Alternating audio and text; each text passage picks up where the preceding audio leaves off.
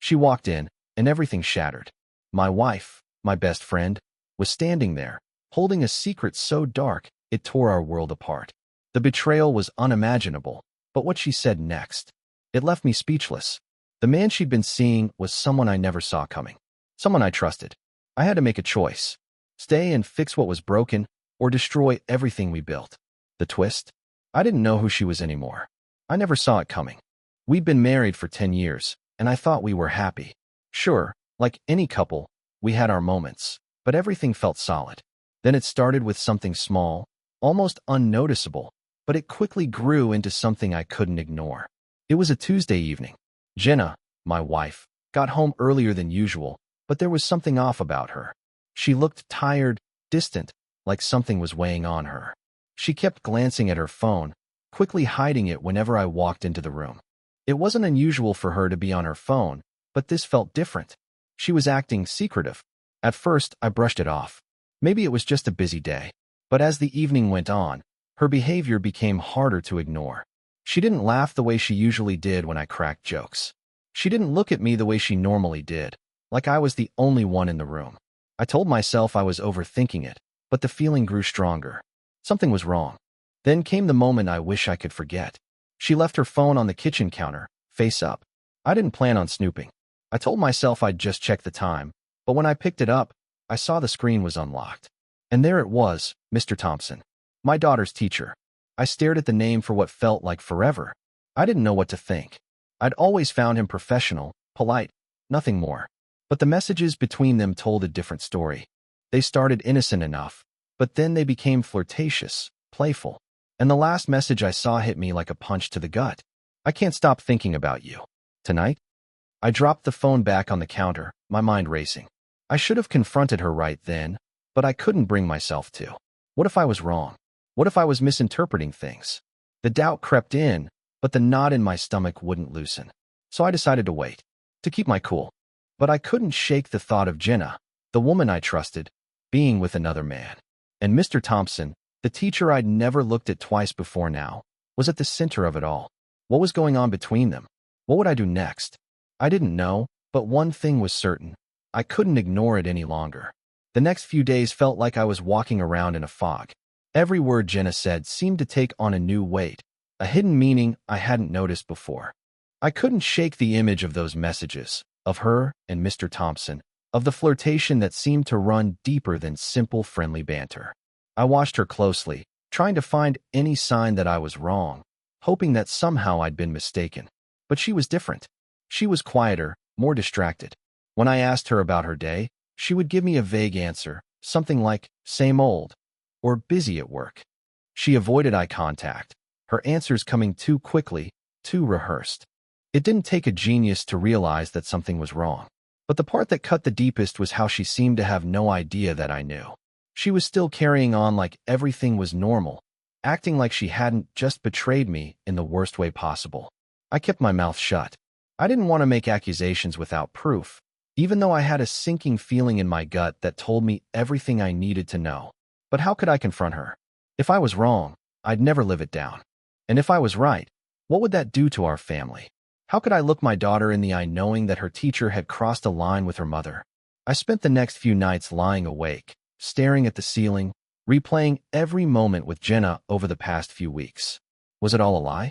Were those small gestures of love we shared just a front? Was I the fool in this entire situation? I didn't want to think that way, but the evidence was there, lingering in the back of my mind. The next Tuesday, I decided to do something. I wasn't sure what, but I knew I couldn't keep pretending everything was fine. Jenna was in the kitchen, scrolling through her phone again.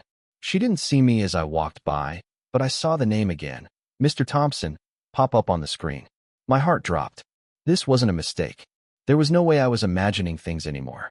I had to confront her. But how? Would I confront her about the texts, or would I let her dig her own grave? My mind raced as I considered my next move. The truth was, I didn't have a plan yet. All I knew was that I couldn't let this go on without knowing the full extent of what had been happening behind my back. I couldn't keep pretending that everything was fine. The tension had been building up for days, and tonight, I knew it was time. Jenna had been distant, almost absent, and I couldn't ignore it any longer. I had to confront her. But how? How do you confront the person you love when you don't know if they still love you back? As soon as the kids were out for the evening, I knew the time had come. I couldn't wait for some magical moment that would make everything easier. It wasn't going to come. This was it. Jenna, we need to talk, I said, my voice steady, though my insides felt like they were in free fall. She looked at me, surprised. About what? About you. About us. I replied, trying to keep my voice even. She set her bag down, her eyes flicking toward the floor. What's going on?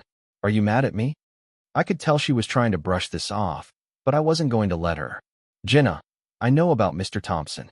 Her face went white, the color draining from her skin. She swallowed hard, eyes darting away. What are you talking about? She asked, but I could hear the crack in her voice. I saw the messages, I said, each word feeling heavier than the last. I know what's been happening between you two. She stood frozen, then took a shaky breath, her hands trembling slightly. She stopped herself before she could say more, like she was searching for a way out. I didn't want to yell or accuse her. I just wanted the truth. How long, Jenna? She hesitated, her gaze locked on the floor. A few months, she whispered, almost as if she was confessing to a crime. It started after your injury. He was there when I needed someone to talk to. I felt a knot tighten in my chest. You were so distant, and you turned to him? My voice cracked. I thought we had something stronger than this. Her eyes welled up. I never meant for it to go this far. I didn't know what I was doing. I stared at her, my mind racing. The woman I trusted had betrayed me, and now she was standing here, giving me excuses. I don't know who you are anymore, I said, the words leaving my mouth before I could stop them. You need to leave. Her eyes widened, disbelief written all over her face. But I had made up my mind. There was no turning back now. I watched her stand there, frozen, as the words settled between us. The room felt colder now, like the walls were closing in. She didn't move, didn't speak. It was as if she couldn't believe what I'd just said. Or maybe she was trying to process the reality of it all, her betrayal laid bare. Please, Jenna whispered, finally finding her voice. Can we talk about this? I shook my head. I couldn't do this anymore. I don't think there's anything left to say. You made your choice. Her face crumpled as she stepped toward me, reaching out for my hand. But I pulled away instinctively. No, I said, my voice firmer this time. I trusted you. I believed in us. And you went behind my back with someone I've known. Someone you've known. Her eyes filled with tears. I'm sorry, I never meant for it to happen like this. It wasn't like I was trying to hurt you.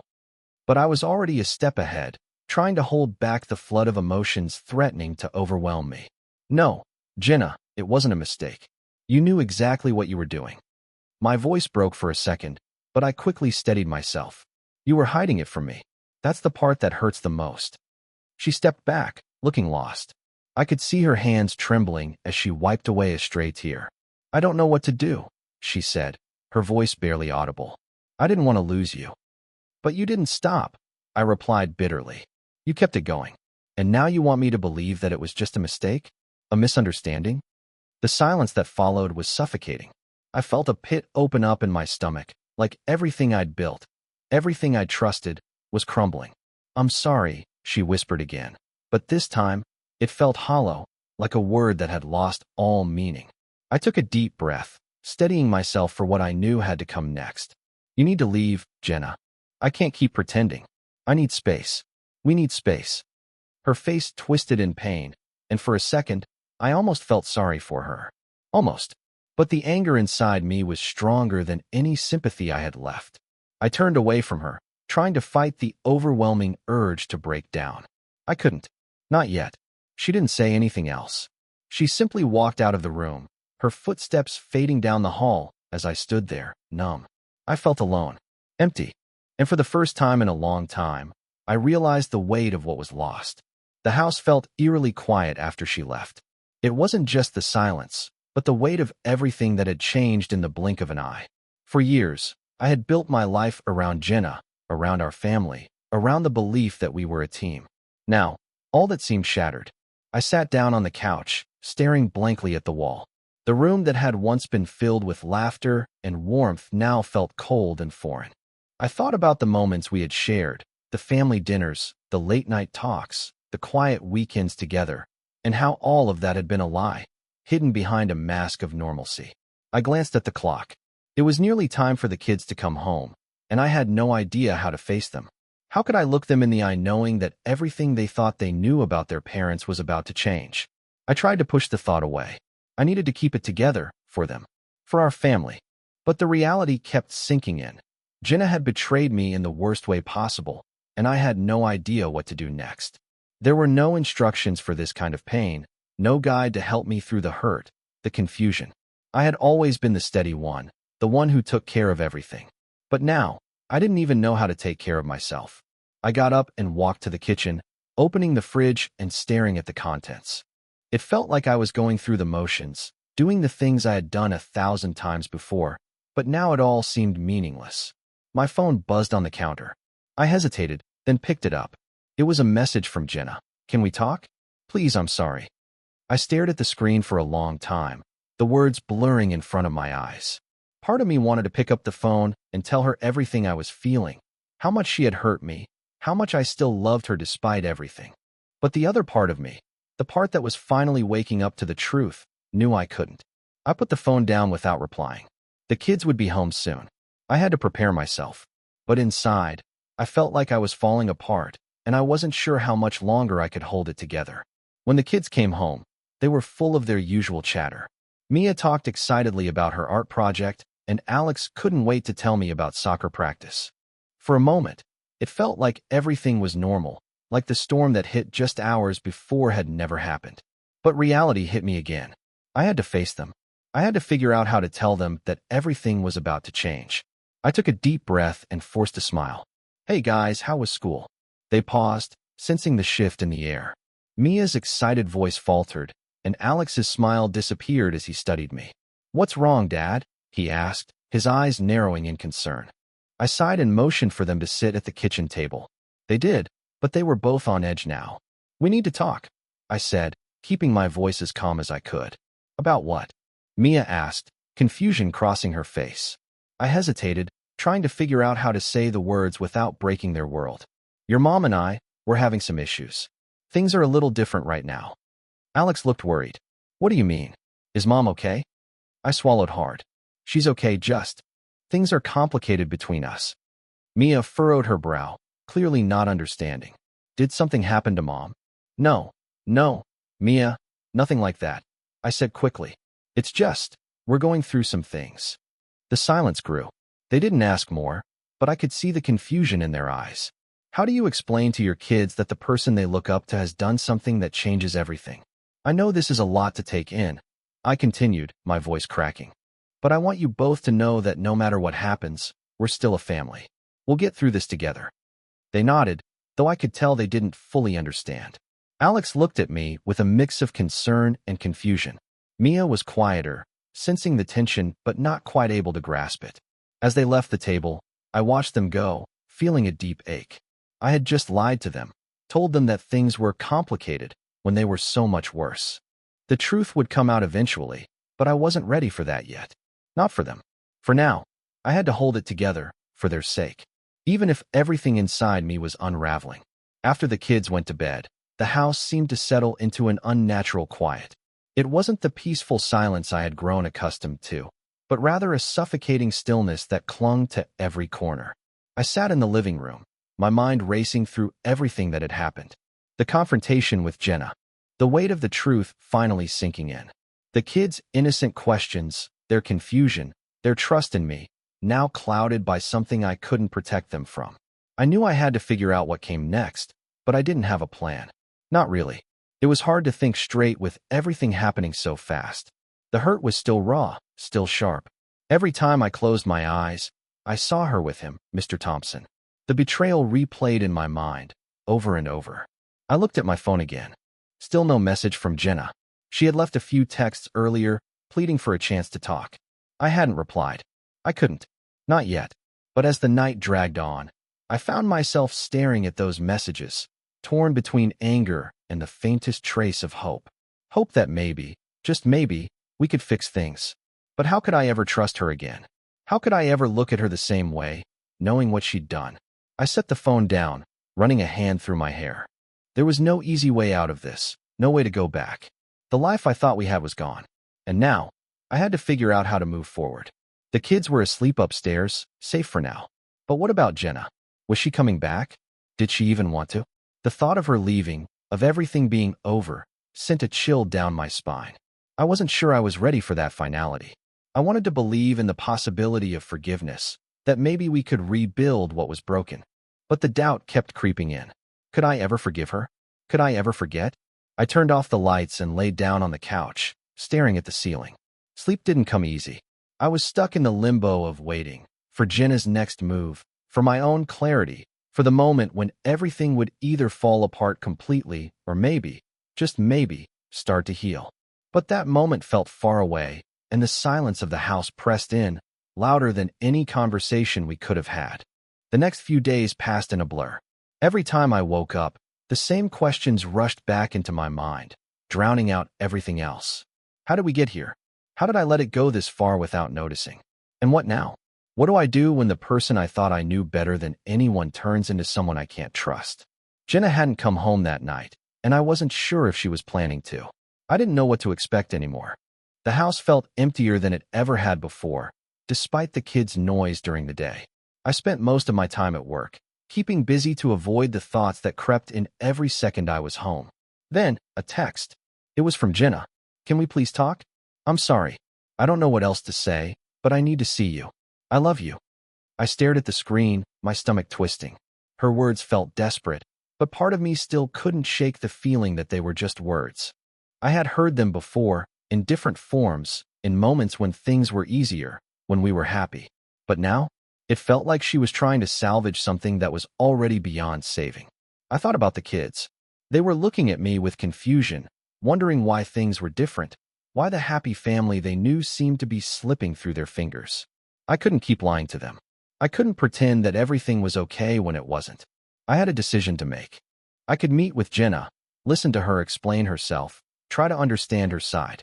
Maybe we could work through it. Or I could walk away, take the painful step of ending things, and begin the long, hard journey of rebuilding, alone. I wasn't sure I was ready to make that decision. Part of me wanted to believe in us, in the love we had once shared. But the other part, the part that had been betrayed, screamed at me to walk away, to stop giving her chances, to stop letting her back into my heart just to break it again. As the evening approached, I knew it was time. I couldn't wait any longer. I picked up my phone and, with trembling hands, typed a response. I think we need some time apart. I don't know what the future holds, but right now, I need space. I hit send before I could second-guess myself. The moment it was out there, I felt a strange relief, mixed with the deep, gnawing sadness of everything we had lost. I wasn't sure what would happen next, but I knew one thing for certain. I couldn't keep pretending. Not for her. Not for anyone. After I sent the message, the house felt even quieter than before. There was an undeniable weight in the air, like the calm before a storm. I had made my choice, at least for now, but it didn't feel like relief. It felt like I was standing at the edge of a cliff, waiting for something to give. Jenna didn't respond right away, and part of me was relieved. I didn't want another conversation full of promises, empty apologies, and attempts to make me believe everything could be fixed with just a few words. I wasn't ready for that. Not yet. I spent the next few days trying to focus on the kids, keeping things as normal as possible for them. Mia and Alex knew something was off, but they were still too young to fully understand what was going on.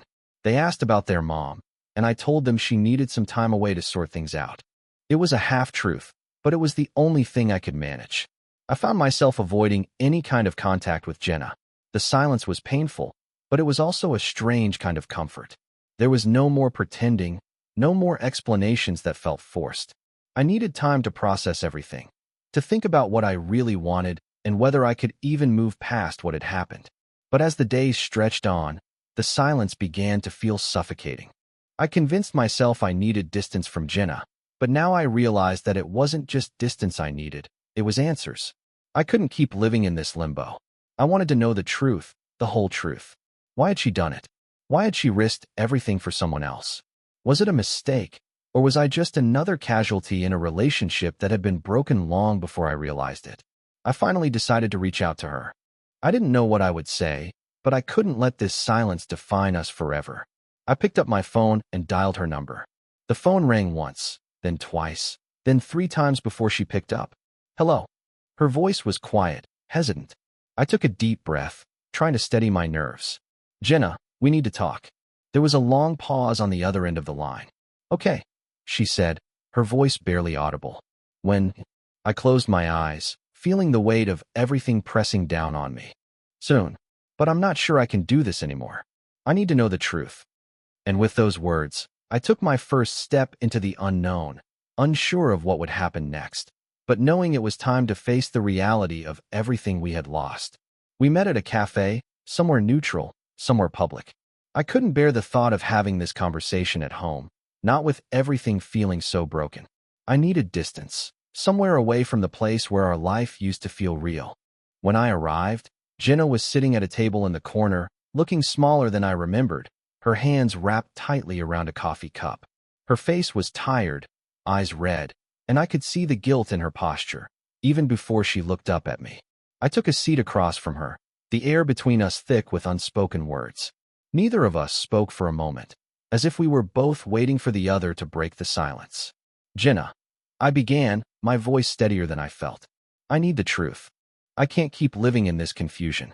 I need to know why. She stared at the table for a moment, her lips trembling.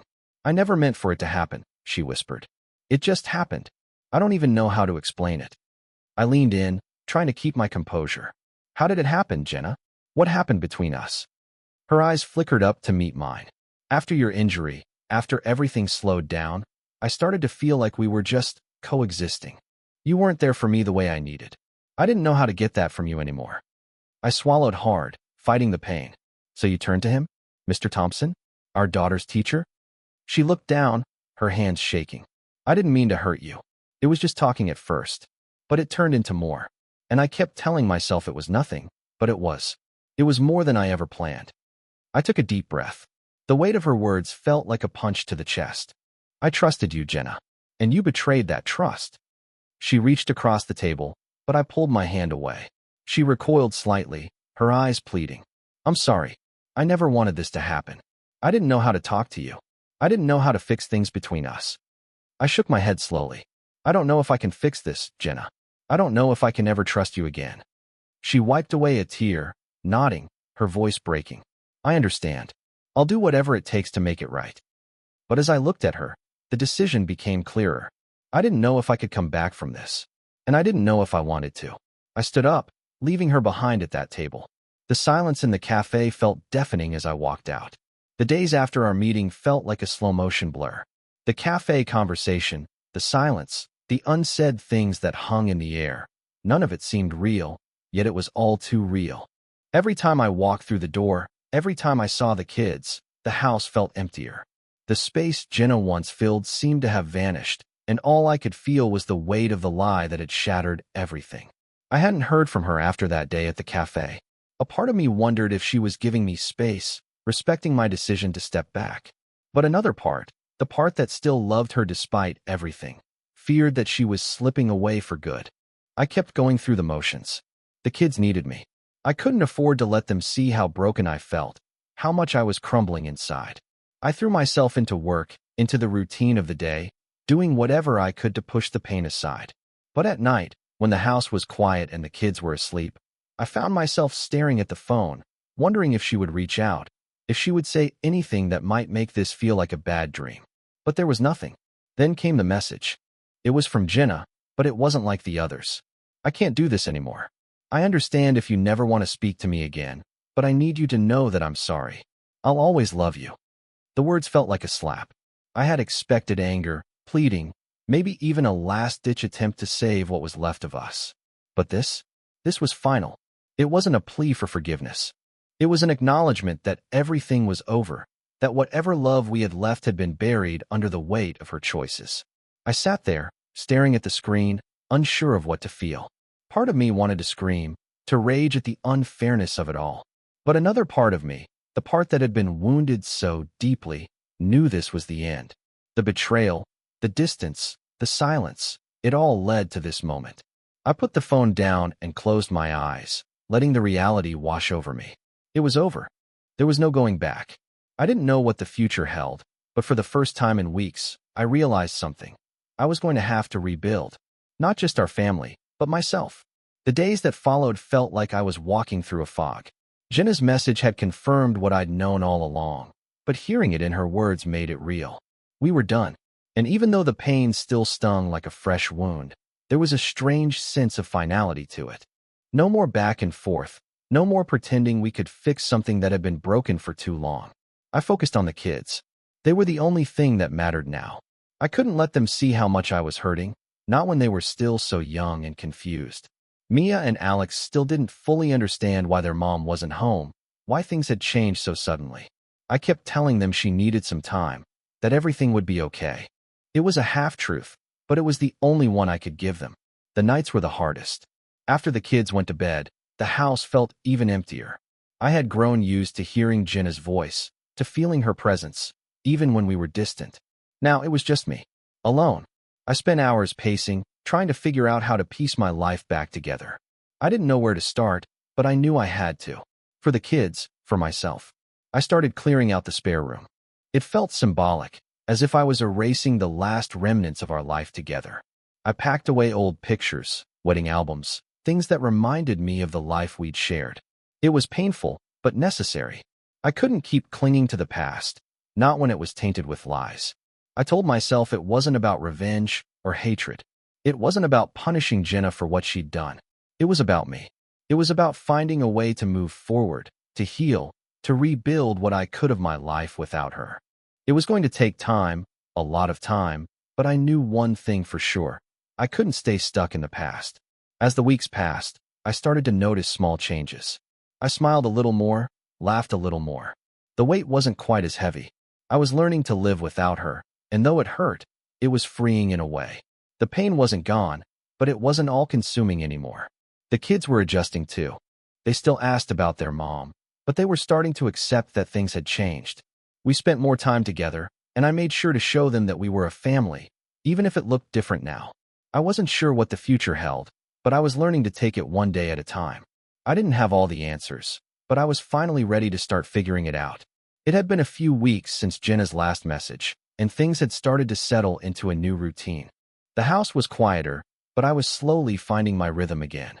The days were still tough, filled with moments of doubt and the occasional pang of longing. But I had learned something over the past month. I could survive this. I would survive this. I spent most of my time with Mia and Alex, trying to give them the stability they needed. I knew they were still processing everything in their own way, but their resilience was something that kept me going. They were my reason to push forward, to keep moving when all I wanted to do was stay still. But there were days when I found myself wondering if I was truly moving on, or if I was just going through the motions. There was so much hurt still inside me, and I didn't know if I would ever be able to fully let go of the betrayal. I had learned to keep my emotions in check around the kids, but when the silence of the house enveloped me at night, I often found myself staring at the ceiling, replaying the past in my mind. How had I missed the signs? How had I been so blind to what was happening right under my nose? One evening, after putting the kids to bed, I decided to take a walk. I needed to clear my head, to think.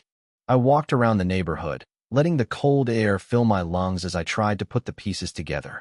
The pain of losing Jenna, the anger, the confusion, everything felt like it was still too fresh, too raw. But as I walked, something strange happened. I felt a shift inside me. For the first time since everything had fallen apart, I realized that I wasn't just grieving the loss of Jenna. I was grieving the loss of who I had been in that relationship, the person I had allowed myself to become. I had let my world revolve around her, around the idea of our perfect family. Now, I had to find myself again. I realized I was standing at the crossroads of my own life. I could keep clinging to the past, to the idea of what we once had, or I could start walking towards something new. It wouldn't be easy, but it was the only way forward. I knew it would take time to rebuild, to trust again, not just others, but myself. But I was ready. I had to be. I headed home, feeling a sense of determination I hadn't had in weeks. There was still so much ahead of me, but I wasn't afraid anymore. I was going to rebuild, piece by piece. And maybe, just maybe, I would find myself along the way. The next few months were a blur of small victories and setbacks. I was learning to live again, to move through the days without letting the weight of the past crush me.